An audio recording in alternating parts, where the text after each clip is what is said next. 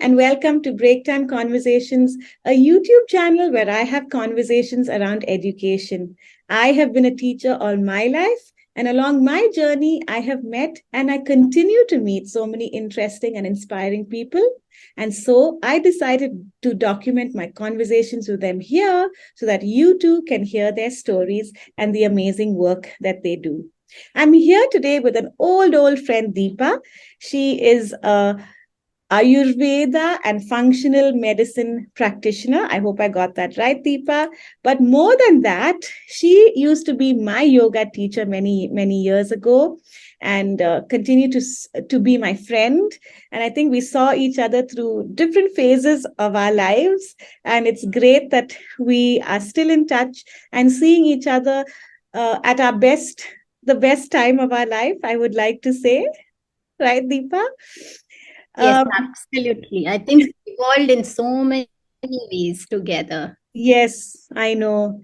So I decided to reach out to Deepa to have a conversation with me. And even though she really isn't into the field of education as we know it, I think she's still is an educator in her own sense. So, Deepa, like I said, we have no agenda this morning, but I just wanted to talk about health and maybe kids, and since many of our viewers will be teachers, parents, so maybe we can talk about how we can help our kids be healthy, maybe in the world today where everything around us is so unhealthy.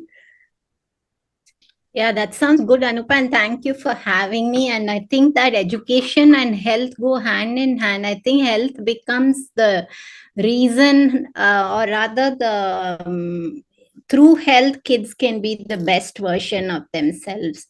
So while we are looking at education, it's a big part of whether kids can learn, and even for teachers, even for parents, how we are in our health decides whether we can contribute to the world in any way. I mean, yeah, like you said, mentioned teachers as well. I know that, teachers sometimes are so unhealthy because of, the amount of stress that they're under.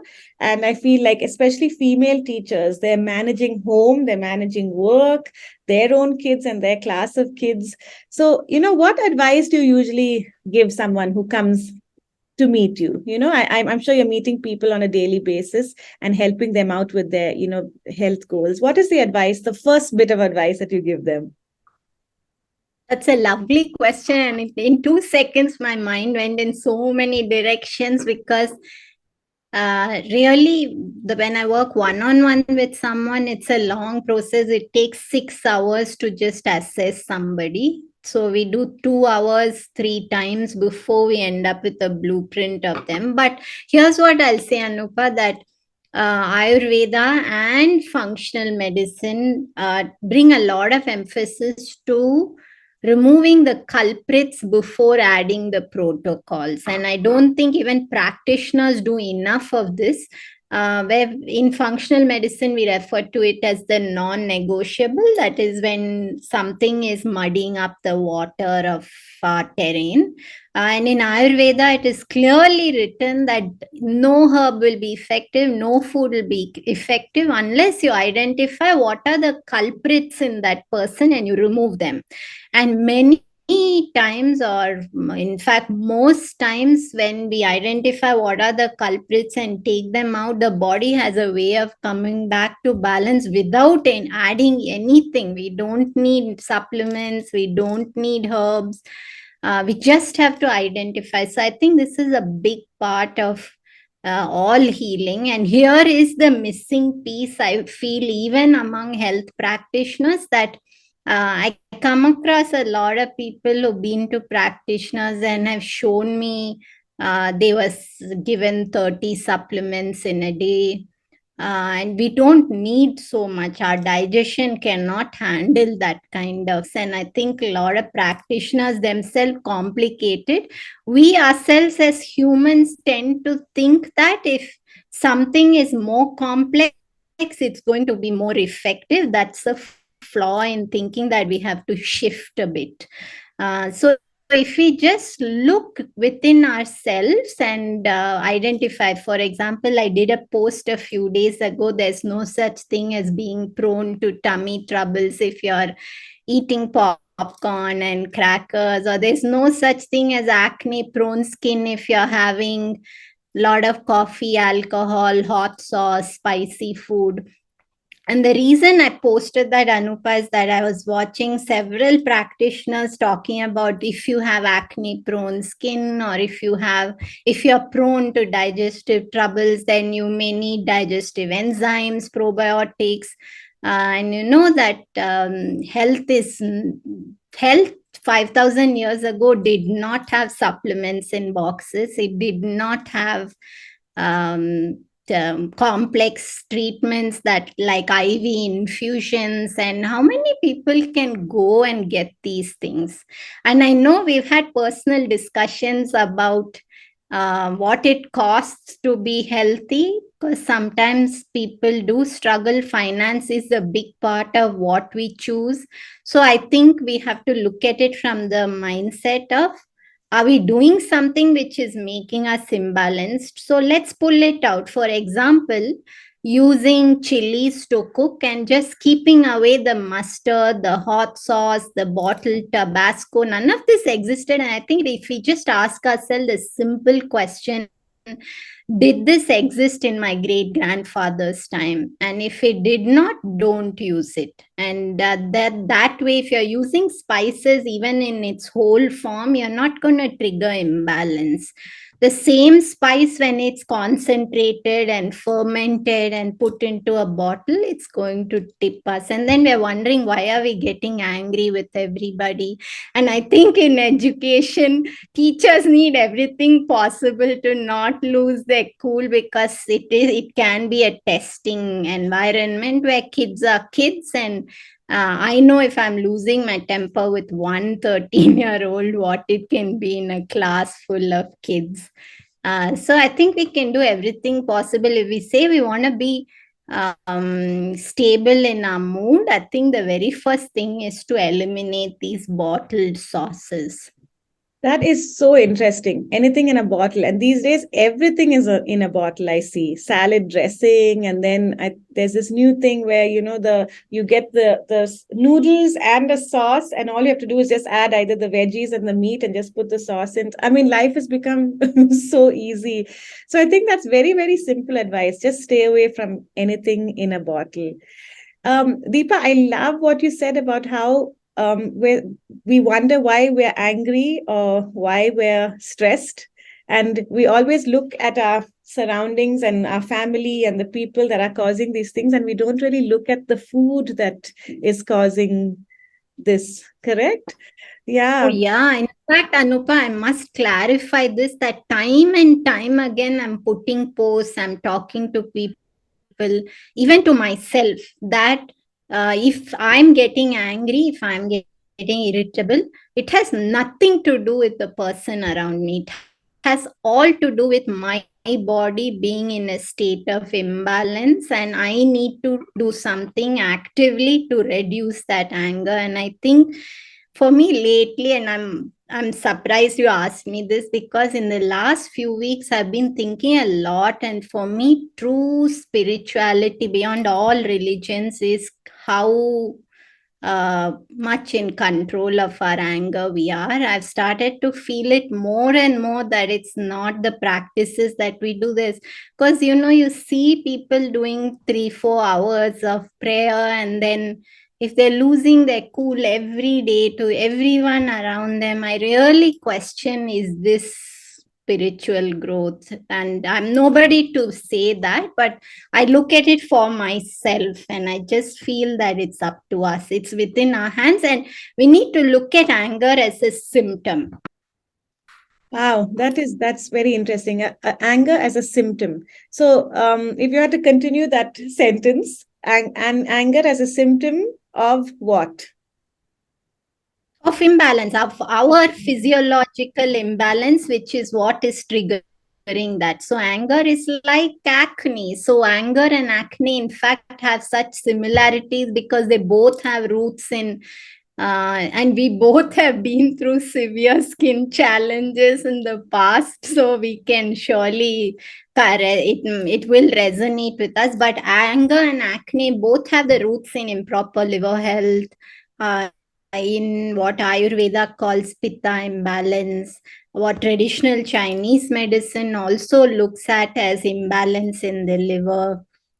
So if we look at anger as something which is a symptom of our imbalance and use it as a guide to help us now removing all the triggers. So typically, if you're getting angry, the triggers of it include all these bottled hot sauces, excess spicing. So even if we are using fresh chilies and we are over spicing our food, being in the sun, and Anupa, another huge thing which I see constantly, which really baffles me with clients, is overtraining.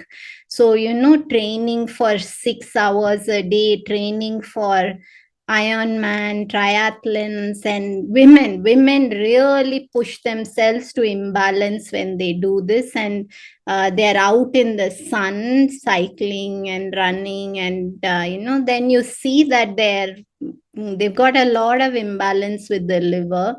But you get caught into a loop where if you reach that state of imbalance with the liver, that you feel you need to overdo. A large part of your identity is intertwined with these achievements of working out for so long. And I think all of these contribute towards this anger and liver imbalance. So if we just stay cool, another huge trigger of anger, Nupa, is wearing synthetic clothes, especially those dry fit exercise wear. And then, you're creating a little furnace inside your body. So it's this synthetic material which is supposed to keep you dry when you're sweating. And we don't want that. We want the cotton which gets wet and keeps us cool. So most people wear these dry fit clothes. And they create this furnace within the body when they're working out and heating up inside. And then for the next 1 month, they're losing their temper everywhere.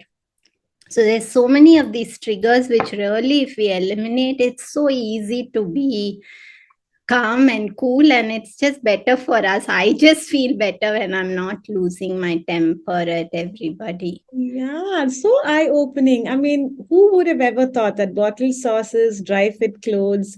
I mean, like I mentioned earlier, we're always looking at the people around us, our circumstances, our other challenges, financial challenges or whatever, and thinking that that's what is causing, the stress and the anger in our life. But it's as simple as this bottled sauce and the clothes that we wear.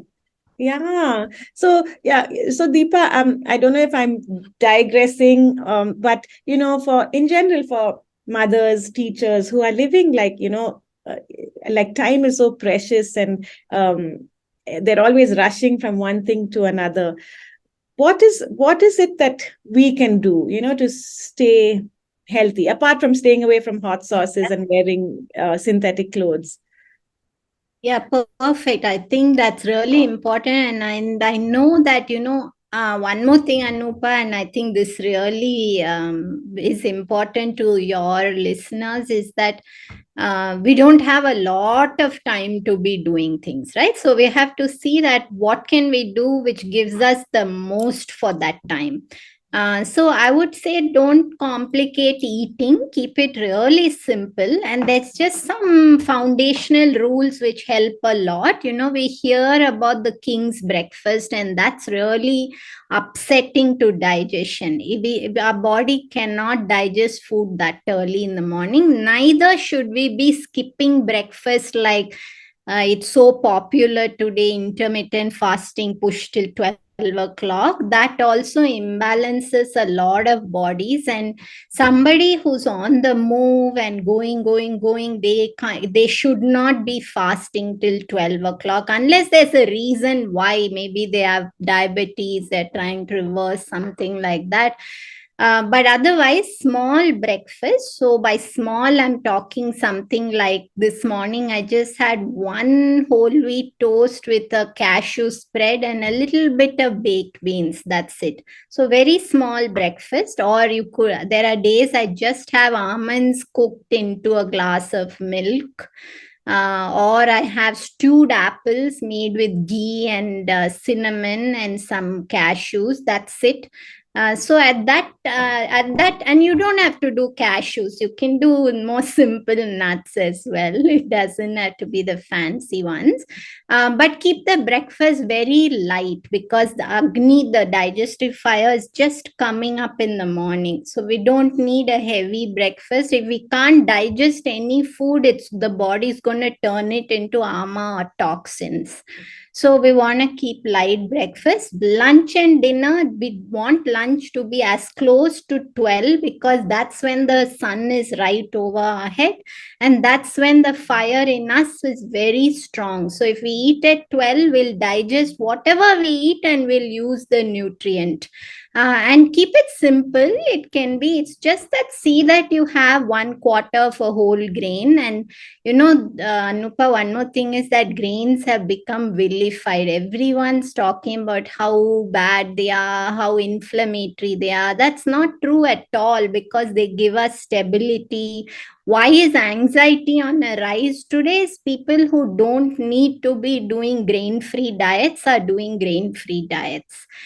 So we need a 1/4 whole grain, we need a 1/4 protein. It can be a simple moong dal or a fish, whatever resonates with you personally.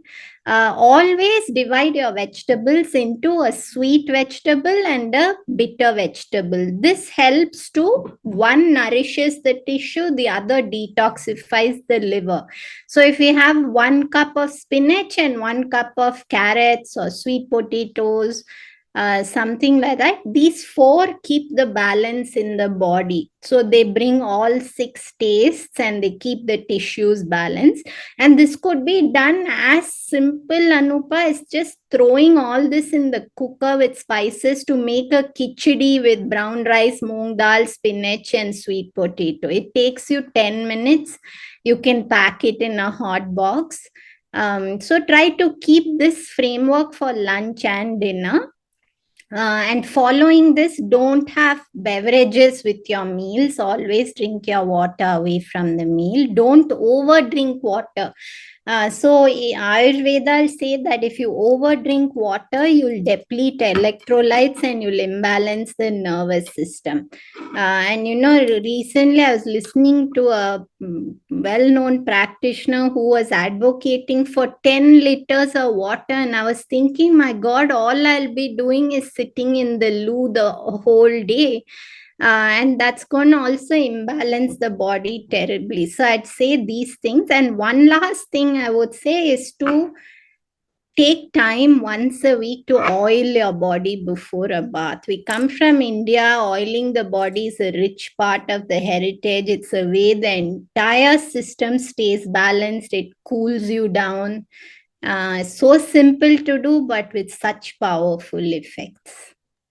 Wow, it's as simple as that. Life doesn't have to be so complicated, no? Many times we think being healthy Yes. has to be expensive and complicated, but it's so simple. Deepa, thank you. Yes. It has been really, really eye-opening and enlightening. And as always, I love talking to you, love listening to all that you have to say. And thank you so much for being here. And for all of you who are listening, I will put all Deepa's details in the description box, and you can reach out to her for more help and for whatever she has to offer to you. Thank you once again, Deepa, and bye for now.